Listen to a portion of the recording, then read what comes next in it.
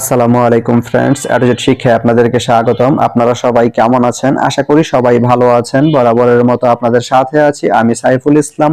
চলে এসেছি নতুন একটি ভিডিও নিয়ে। আজকে আমরা জানবো আপনি চট্টগ্রাম থেকে ভাতশালা যেতে কোন কোন ট্রেন রয়েছে, সেই ট্রেনগুলা ছাড়ার নতুন সময়সূচি, বন্ধের দিন এবং গিয়ে পৌঁছতে কতক্ষণ সময় লাগবে বিস্তারিত।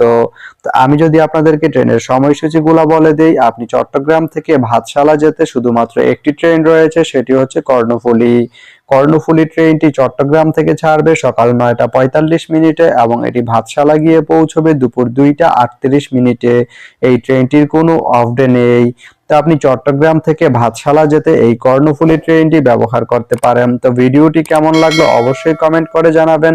আর ভিডিওটি যদি ভালো লেগে থাকে বা আপনার কোনো উপকারে এসে থাকে তাহলে ভিডিওতে একটা লাইক করে দিবেন, কারণ আপনার একটা লাইক আমাকে অনেক ইন্সপায়ার করে নতুন নতুন আরো ভিডিও বানাতে। তো ধন্যবাদ সবাইকে ভিডিওটি এতক্ষণ ধৈর্য ধরে দেখার জন্য। ভালো থাকবেন, সুস্থ থাকবেন, অ্যাডজেট শিক্ষার সঙ্গেই থাকবেন।